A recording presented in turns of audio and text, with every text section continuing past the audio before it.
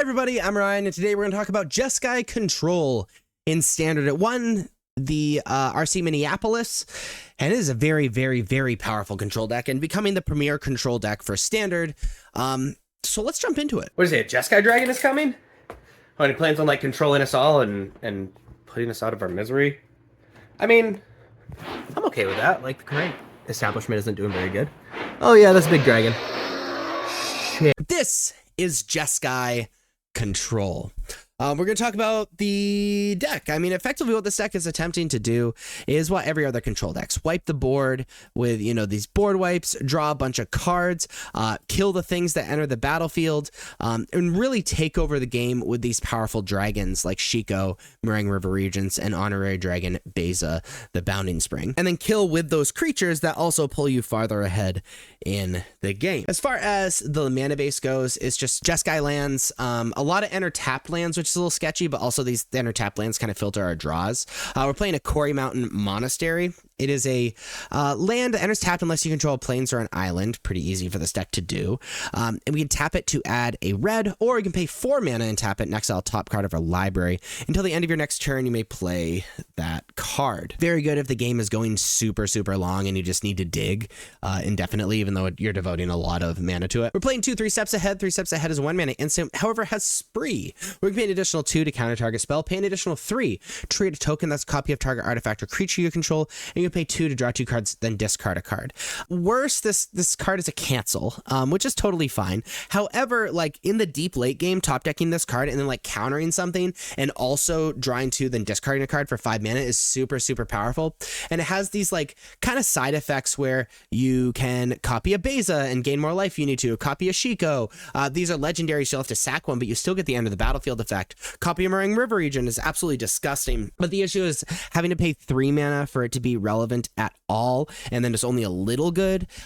It's kind of scary, so it's good in like very specific situations, so that's why we're only playing 2. We're playing 3 Get Lost. Get Lost, a 2 mana instant, destroy target creature, enchantment, or planeswalker. Its controller creates 2 map tokens. Pretty unconditional removal. The map tokens can kind of come back to bite you though. It can make one creature very, very big, or have your opponent draw a bunch of cards, and also it doesn't gain you life like some other spot removal we can play. Playing to change the equation. Change the equation is 2 mana instant. Choose 1 counter target spell with mana value 2 or less, or counter target red or green spell with mana value 6 or less. This counters like most things in Standard. Most things are very small to the ground, or red or green. It's just like a very good counter spell. We're playing 2 Dispelling Exhale. Dispelling Exhale is a 2 mana instant. As an additional cost to cast a spell, you may behold a dragon, where you reveal a dragon from your hand or choose a dragon you control to behold. Any counter target spell in this controller pays 2. If a dragon was beheld, counter that spell in this controller pays 4 instead. Just a really good semi-unconditional removal, and reasonably easy to behold, so it ends up being a better mana leak in a lot of situations. Playing 2 Roiling Dragonstorm is a 2 mana enchantment. When this enchantment enters, draw 2 cards, then discard a card. When a dragon you control enters, return this enchantment to its owner's hand. Very, very good in the early games. Allows us to filter our draws and like get some card advantage and stuff just for 2 mana. And then in the late game, it can pull us way, way far ahead.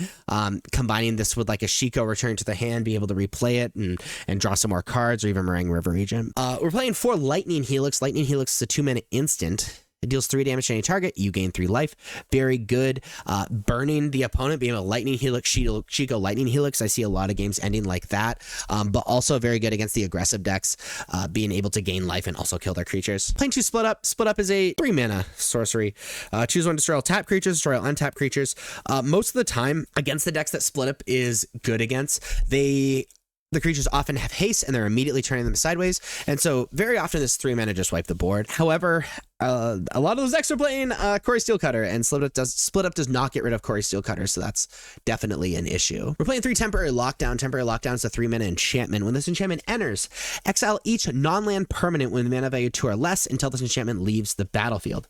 So this is decent against Quarry Steelcutter and gets rid of even non-creatures, where Split Up cannot.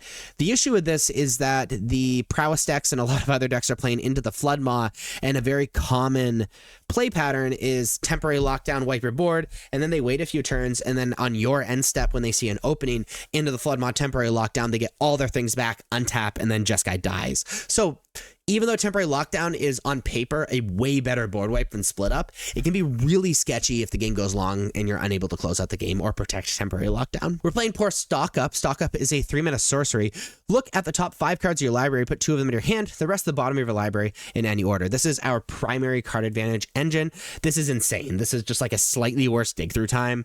3 mana for you to be able to essentially select 2 cards. Feels a lot like tutoring. Rediscover the Way is kind of just Stock Up number 5 because we really want to Shiko into Stock Up to kind of close out the games. Its first 2 chapters, look at the top 3 cards of your library, put 1 to your hand, the rest at the bottom of your library in any order. And its last chapter is when you cast a non-creature spell this turn, target creature you control gains double strike till end of turn. That is rarely relevant, the 3rd chapter, though it has for me before. But the first 2 chapters are simply ridiculous and just are pretty good Stock Up cosplay. Now, all of these cards that I just listed, except I guess maybe the counter spells, can be targeted with Shiko, which I guess I'll talk about now.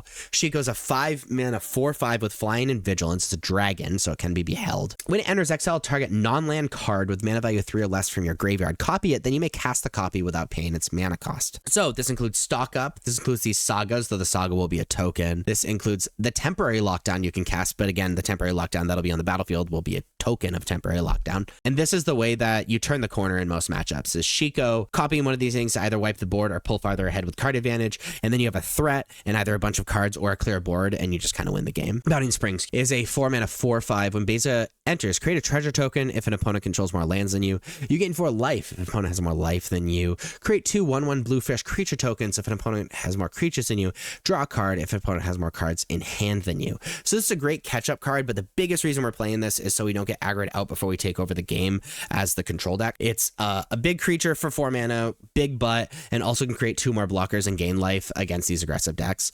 And then incidentally can be decent against other stuff as well. We're playing a Day of Judgment, 4 mana destroy all creatures. This way we don't have to ask the questions of Split Up and Temporary Lockdown, just like a decent board wipe. We're playing Meringue River Regent, which is a 6 mana 6/7 with flying. When this creature enters, return up to 2 other target non-land permanents to their owner's hands, and has Coil and Catch, which is the omen of it.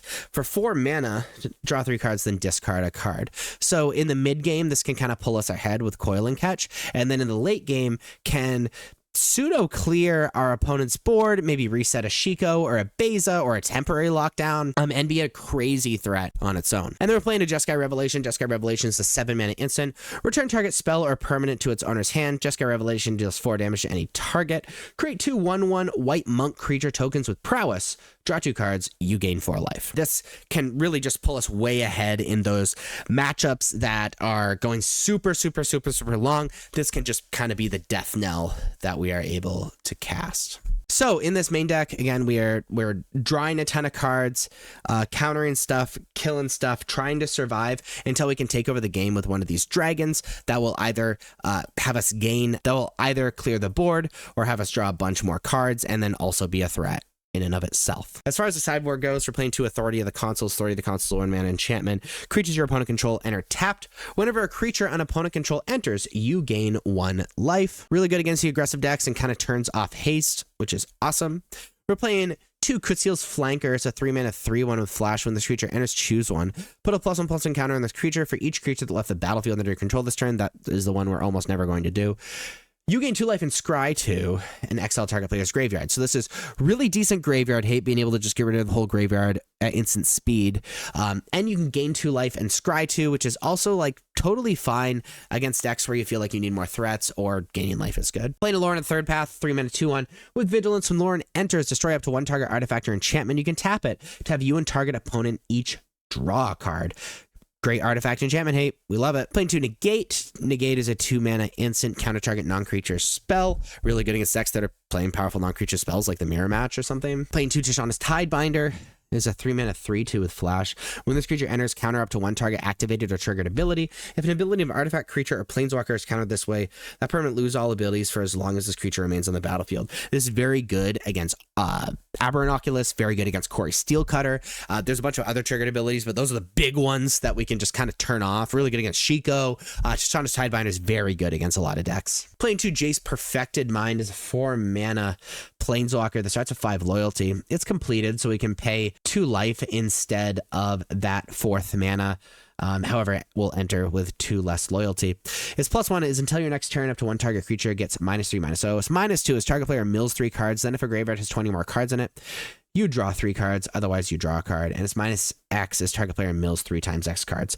This is the card that is absolutely insane in the control matchups that, against decks that are going very, very long with you, that are looking to grind. This can make the library effectively a life total, and that's very scary. We're playing 2 Whitley Fleege. Whitley Fleege is a 4-mana 4/4. Other green creatures you control get +1/+1. Other white creatures you control get +1/+1. And then the relevant part is if a spell or ability an opponent controls causes you to discard this card, put it onto the battlefield instead of putting it into your graveyard. So this is really, really good against Hopeless Nightmare, because if they Hopeless Nightmare you, you put Whitley Fleege onto the battlefield, and then now we have a really, really scary threat. The reason we're playing Whitley Fleege instead of Obstinate Baloth, Obstinate Baloth is probably a little bit better in a vacuum. We can actually cast Whitley Fleege, where we just can't cast Obstinate Baloth. And then we're playing 2 Ghost Vacuum.